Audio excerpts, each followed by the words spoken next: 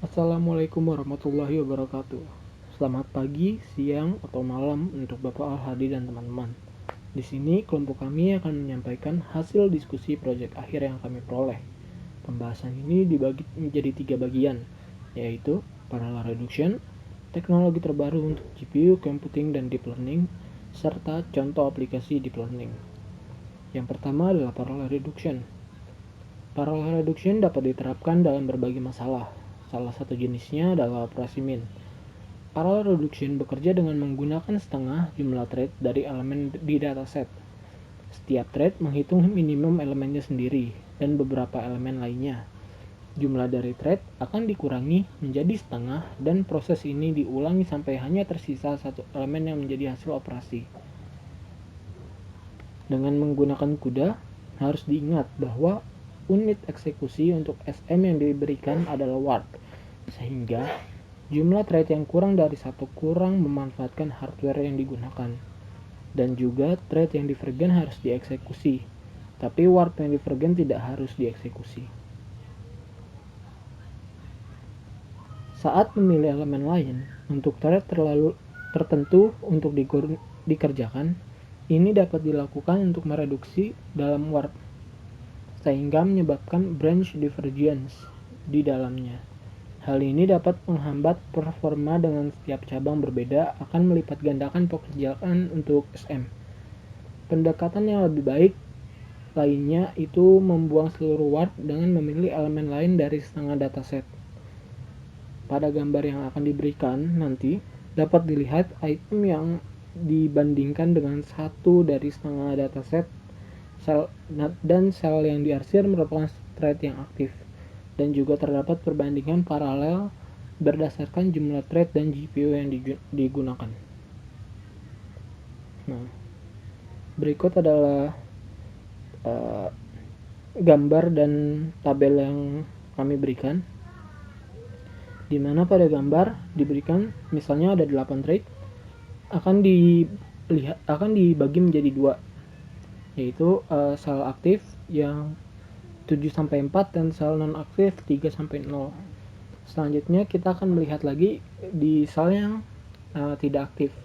Kita akan bagi 2 lagi menjadi sel yang aktif 3 dan 2, yang tidak aktif adalah 1 dan 0. Selanjutnya adalah membagi lagi jadi 1 dan 0. Nah, ini adalah finalnya untuk GPU parallel.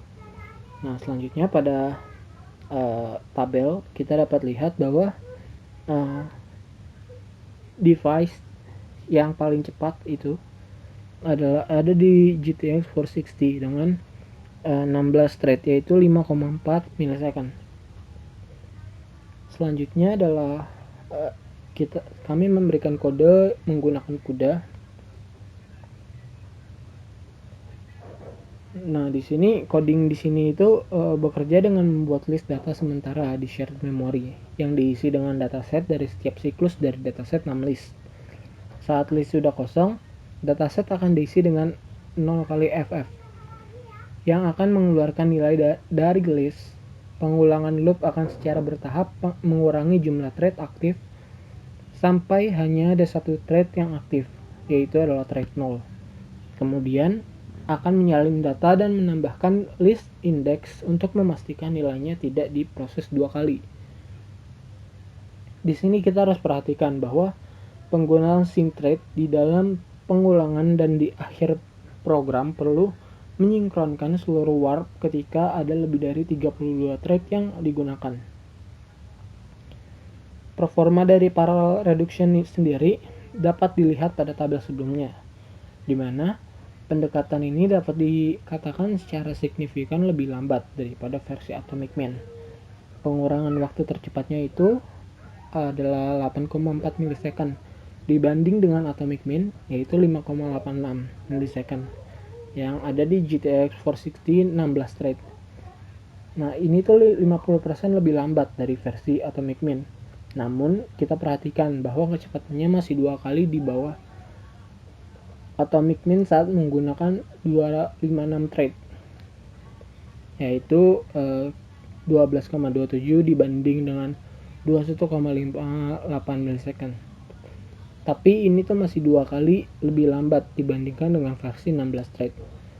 Nah, meskipun versi ini lebih lambat, ini memiliki keuntungan karena tidak memerlukan fungsi atomic min, di mana fungsi ini hanya tersedia pada perangkat komputasi 1.2 yang umumnya yang akan menjadi masalah di situ adalah perlunya pertimbangan untuk pasar konsumen atau mendukung sistem Tesla yang sangat lama. Terlebih, atomic min sendiri hanya dapat digunakan untuk suatu nilai yang merupakan bilangan bulat. Sedangkan permasalahan yang nyata atau yang ada di real life yang sering kita temui itu biasanya berbentuk desimal atau floating point. Dalam kasus seperti ini, maka akan dibutuhkan algoritma lainnya. Nah, dari metode atomic min dan parallel reduction, kita dapat katakan bahwa merge sort tradisional dua buah list bukanlah kasus yang ideal untuk dijalankan di GPU. Nah, pada Redux sendiri, performa akan naik saat paralelisme dari jumlah list meningkat.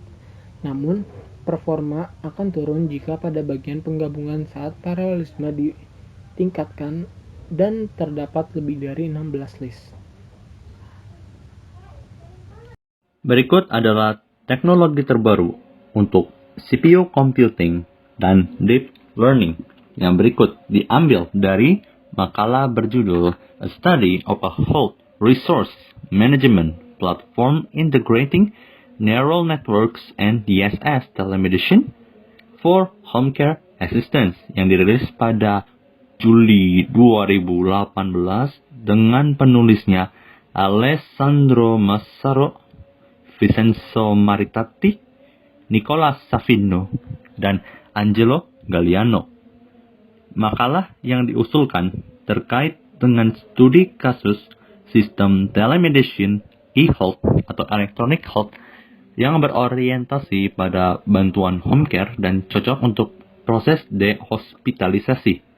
Platform yang diusulkan mampu mentransfer analisis pasien secara efisien dari rumah ke ruang kontrol klinik, sehingga berpotensi mengurangi biaya dan menyediakan layanan bantuan yang berkualitas tinggi. Tujuan dari itu adalah untuk mengusulkan platform manajemen sumber daya inovatif atau Resource Management Platform atau RMP yang mengintegrasikan sistem pendukung keputusan perawatan di rumah atau Decision Support System DSS yang inovatif berdasarkan jaringan saraf tiruan GST atau Artificial Neural Network ANN Multilayer Perceptron MLP. Berikut studi ini berorientasi pada diagnostik prediktif dengan mengusulkan RMP yang sebelumnya kita tahu RMP itu adalah Resource Management Platform yang mengintegrasikan alur kerja KNIME atau KNIME, penambang informasi konstan MLP garis ANN yang diuji cobakan pada nilai sistolik tekanan darah. Alur kerjanya menguraikan data nyata yang dikirimkan melalui cloud oleh sensor pintar atau smart sensor medis dan memberikan prediksi status pasien pada saat itu. RMP DSS atau yang dikenal sebagai Resource Management Platform Decision Support System yang inovatif kemudian disusun untuk memungkinkan 3 tingkat kontrol utama. Yang pertama adalah kondisi peringatan waktu nyata yang dipicu ketika nilai waktu nyata melebihi ambang batas. Yang kedua, menyangkut tindakan pencegahan berdasarkan analisis data pasien yang historis. Dan yang terakhir atau yang ketiga, melibatkan peringatan karena prediksi status pasien. Sehingga studi yang diusulkan itu menggabungkan pengelolaan proses dengan keluaran DSS atau dengan sebutan yang sebelumnya kita ingat Decision Support System, sehingga mengoptimalkan kegiatan bantuan perawatan yang ada di rumah. Dan setelah melalui hasil yang dicapai pada proyek penelitian tersebut, makalah ini membuktikan bagaimana mengintegrasikan sistem DSS atau Decision Support System, telemedicine multilevel untuk bantuan perawatan di rumah ke dalam platform RPM. Teoritis, yang memiliki fungsionalitas CRM dan PPM. Sistem komunikasi telemedicine yang diusulkan berdasarkan pada komunikasi cloud web yang mampu mengelola berbagai perangkat medis yang mengukur data dari pasien di rumah. Sistem yang direalisasikan mengintegrasikan fitur telemedicine ke dalam mesin DSS yang menganalisis informasi yang terkandung dalam database melalui dashboard yang memplot nilai pasien waktu nyata dan algoritma dari MLP ANN. DSS nantinya mengontrol secara otomatis serta mengatasi nilai ambang batas untuk data waktu nyata dan mengevaluasi kondisi resiko yang mengaktifkan peringatan dan proses bantuan yang perlu dibutuhkan. Berikut kita akan melihat tentang platform RMP DSS yang diusulkan. Cocok untuk manajemen bantuan perawatan di rumah yang berorientasi pada diagnosis prediktif. Sebuah desain UML lengkap dari RMP Resource Management Platform dan juga untuk DSS disajikan, atau tadi DSS kita ingat sebagai Decision Support System. Mendefinisikan semua fitur dan aktor yang terlibat dalam sistem. Desain yang dilengkapi dengan arsitektur RMP ini juga DSS multilevel, juga jaringan telemedicine, dan alur kerja KNIME atau KNIME yang menerapkan pendekatan prediktif MLP ANN pada data pasien nyata.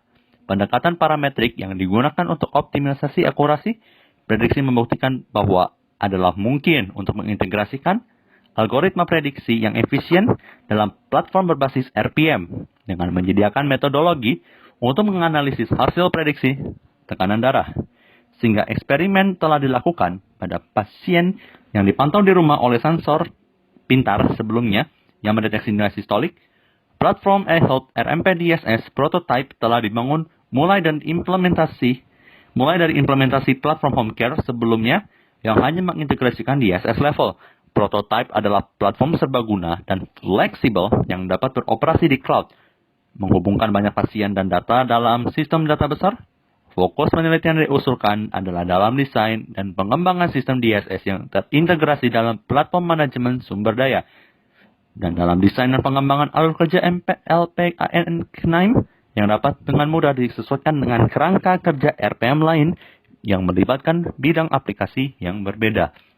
Dan juga platform ini unik dalam skenario aplikasinya dan dapat diadopsi juga untuk pengembangan layanan lintas termasuk fungsi lain seperti pengingat pil, konsultasi video dengan dokter eksternal, dan menghubungkan dengan catatan pasien elektronik. Studi yang diusulkan menggabungkan pemetaan manajemen proses dengan keluaran DSS sehingga dapat mengoptimalkan kegiatan dan layanan bantuan. Eksperimen DSS atau Decision Support System pada pasien yang berbeda dengan menghubungkan data fisiologis yang berbeda seperti detak jantung yang sedang diselidiki.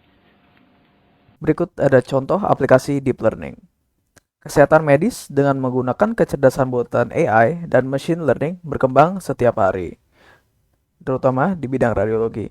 Dalam radiologi, gambar sangat penting untuk menentukan penyakit pasien. Algoritma pembelajaran yang mendalam dapat membawa interpretasi yang lebih akurat dengan meminimalkan kesalahan. Sebelum menggunakan metode deep learning, pengolahan data dan analisis data menggunakan teknik machine learning. Hal ini terlihat dari pemanfaatan yang luas dari teknik pengolahan data di bidang radiologi, lebih spesifik dalam pengobatan tuberkulosis. Alur kerja pembelajaran mesin menggunakan serangkaian algoritma untuk menerima berbagai jenis data input untuk menemukan kesimpulan berdasarkan hubungan yang berpotensi tidak jelas antara input. Dan ini dianggap lebih cerdas dalam beberapa tahun terakhir. Machine learning bergantung pada fitur yang teliti di dalamnya dan membutuhkan keahlian manusia tertentu dan optimalisasi tugas yang kompleks. Sebaliknya, metode baru menggunakan pengetahuan yang lebih mendalam telah mencapai perhatian dalam kinerja seperti klasifikasi gambar.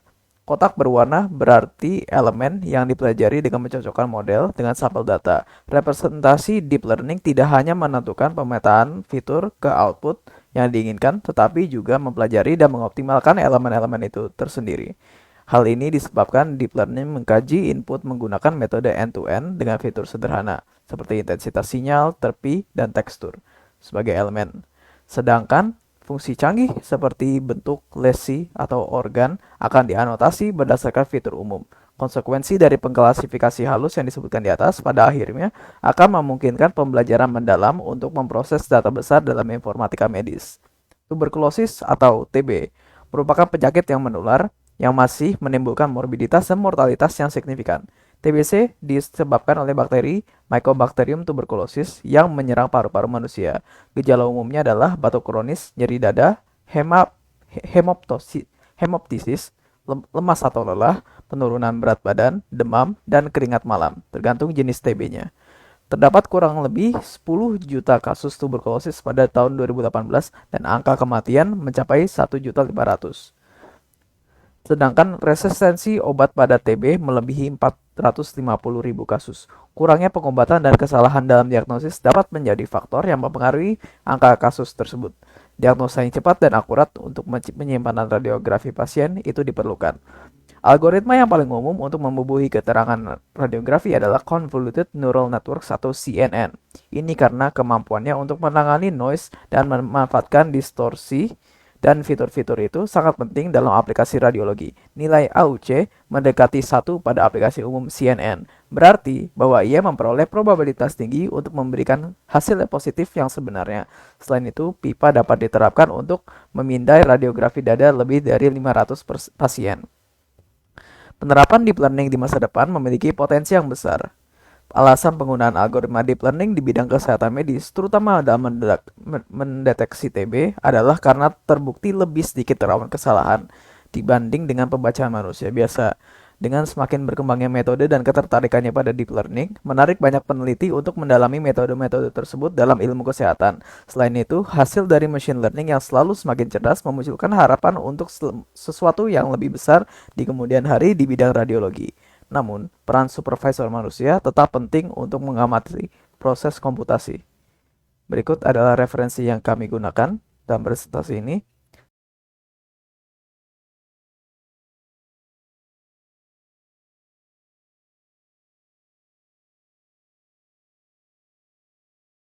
Sekian dan terima kasih. Wassalamualaikum warahmatullahi wabarakatuh.